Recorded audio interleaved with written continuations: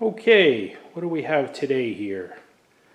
This is a Bosch SHX 68T55 UC dishwasher.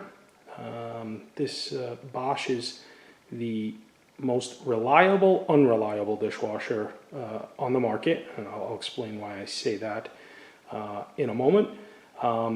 This dishwasher is about 4 years old. Cleans really well. It's very quiet. It's been a good machine until it broke.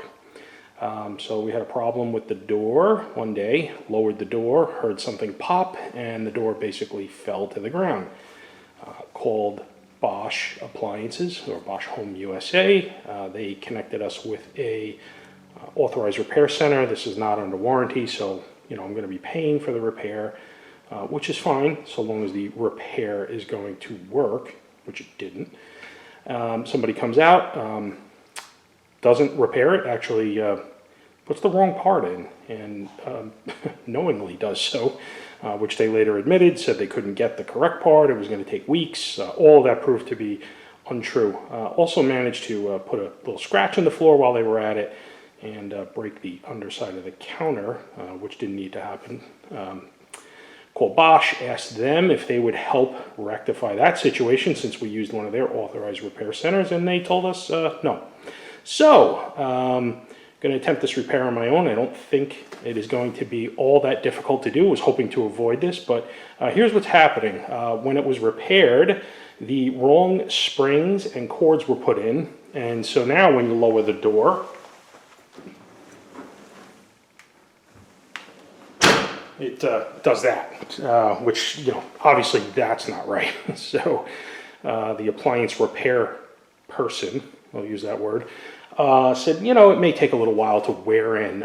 Folks, parts don't take a while to wear in. They're either working or they're not. So we're going to attempt to do this ourselves.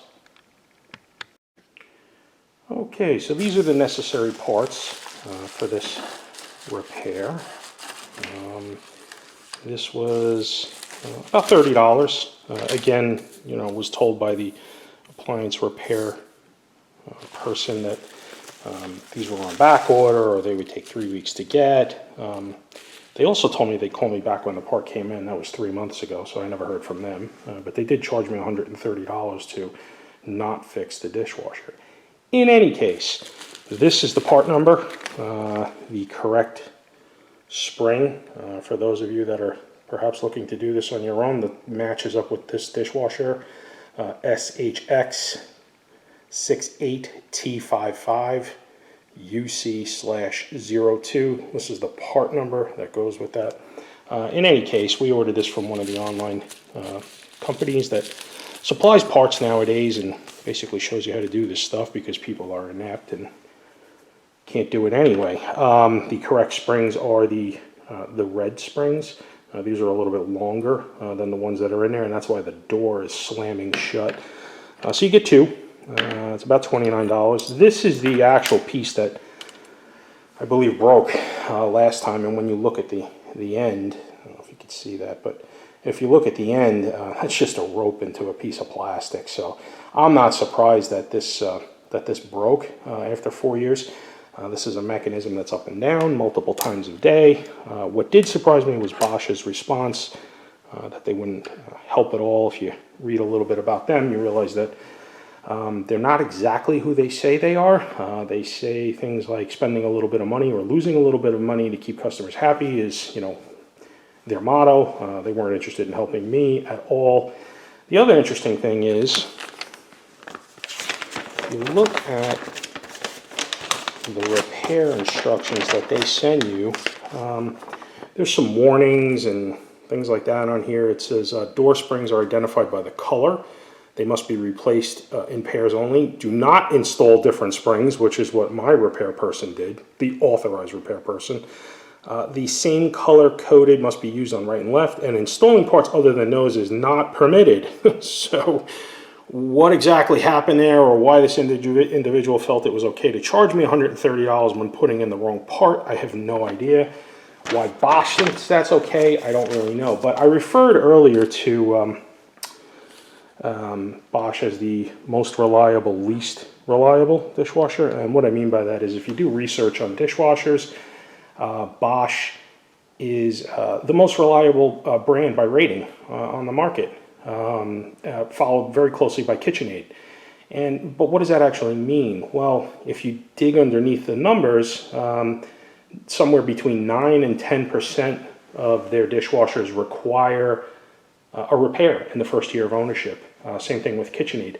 That is the most reliable dishwashers on the market. To me, that's not very reliable. If 1 out of 10 products requires service in the first year of ownership, not too good in my opinion. But next time we won't be looking for a Bosch, we'll be looking for a KitchenAid or something else, because they were not really willing to stand behind their product. The other thing I'll mention is, let me come around here. As I said, this is a pretty good dishwasher. It cleans really well, and up until this point we really had no problems with it. It's very quiet. It does not have a heating element in it, and that's not something they really tout. The way this dishwasher dries is by condensing steam at the end of the cycle, and then the steam dries the dishes and silverware and things like that inside the machine. That's a Bosch standard. That's how they save a little bit of energy. The problem with that is it doesn't dry plastic at all. It's terrible. So you have to stand there with a dishcloth when you're done with the dishwasher cycle and dry all your plastic as you're taking it out. KitchenAid, I learned later on, KitchenAid actually does have a dry cycle with a heating element, and their stuff supposedly dries better. So I guess it'll use a little bit more electric, but you'll save all that other piece on the other end. So anyway, we're going to go ahead and slide this unit out and get going on this repair. Before you do so, disconnect under the sink. Let's see if we can, that's the sink over there. The water supply line, and make sure the power is off. Turn it off at the circuit breaker, or if you have a junction box like I do underneath the sink, just disconnect from there and make sure there's no power running to this before you pull it out. And also the water supply line. We're not really going to go near a lot of that stuff, but as you're yanking the dishwasher out of its slot, you don't want to pull anything and maybe just cause some sort of a problem, or later you have like a water issue or what have you. So we're going to go ahead and get started. Okay, so make sure everybody can see this, but when we say disconnect the water supply line, be prepared for some water to come out and have a bowl or a dish underneath it. Those valves are about as tight as I can get them, and you can see there's still like a slow drip coming out of that water line. And then the other line I forgot to mention was up here. I'm not sure if you can see this, right up here. This is the drain valve. This connects to the garbage disposal here, and then that connects, and you disconnect that as well so that you're not pulling on that when it comes out. And there was actually a lot more water in that. There's nothing dripping out of it now, but the water supply line, sorry for moving around here, but the water supply line, which you can see right there, that is actually what's dripping. So disconnect that. Our power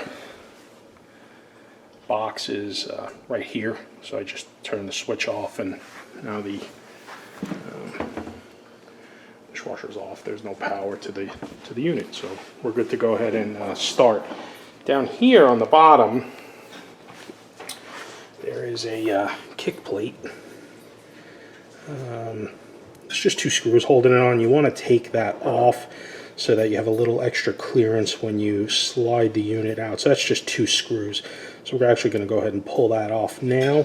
And then there are 2 screws that hold the top of the dishwasher to the underside of the cabinet. We will unscrew those. I'm not sure if we can see these here. Yeah, there's one, and the other one is over there. It's just little clips with screws, so you just undo those, and then it's a matter of just sliding it right out. Okay, we're going to go ahead and slide the unit out. It's also advisable that you put down some cardboard or something to just protect the floor while you do this. That's how we got a scratch last time. We commented to the person doing the repair, should something be on the floor? They said no, it's rubber on the bottom, it won't do anything, and then it scratched the floor anyway. So just put something down before you go ahead and slide this out. Also, there's some flanges around the dishwasher, plastic ones. If those pop off as you're taking them out, it's not a big deal. You can put them back on. There's one screw that holds them on, and then there is a just a channel that they kind of lock into. You got to kind of mess around with them. They're sort of a pain in the ass, but in any case, you can go ahead and just go ahead and slide that out. All right. Okay, so we took one side out, and this is the one that came out, the incorrect part. You can see that's, well, it's not focusing, but it's pink, right? The correct one, if you hold it right next to it, is red. And it's hard to see, but the coils are smaller and there are more of them, so there's less tension on the red one, and that's why it's not the correct piece. But this is pretty easy to take out. What you need is the needle nose pliers. I'm going to go down there and pull this side out, and then once you release the tension from the cord, you can disconnect the little plastic clip at the front, and then you can slide the spring out on the back end. So, but you definitely need to put tension on, and the door must be closed when you do this, because that's when there's the least amount of tension on the spring. So you pull back on that and then just lift up. So.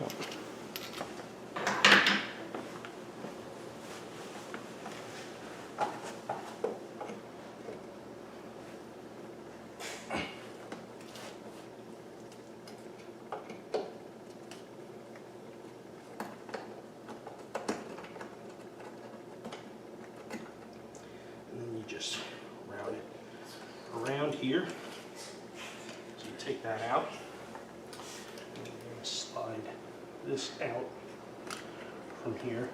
Note the orientation of the way these things go on when you take them out. You know, when this looped around the pieces, the cord was sticking out of the top. That way I know when I put the new one back in, I don't do it this way or attempt to do it this way, which would be backwards. Also, these flanges on the back of the spring, they go in this way, so like sideways, and then the clip kind of attaches to it. So.